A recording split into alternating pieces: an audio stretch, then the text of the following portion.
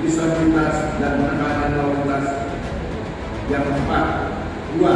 Bangun layanan publik yang cepat, mudah dan terukur berbasis teknologi informasi atau TI, sehingga masyarakat merasakan kemudahan serta dapat meminimalisir komplain. Ketiga, tingkatkan keterampilan mulai safety driving sector dengan mengembangkan pelatihan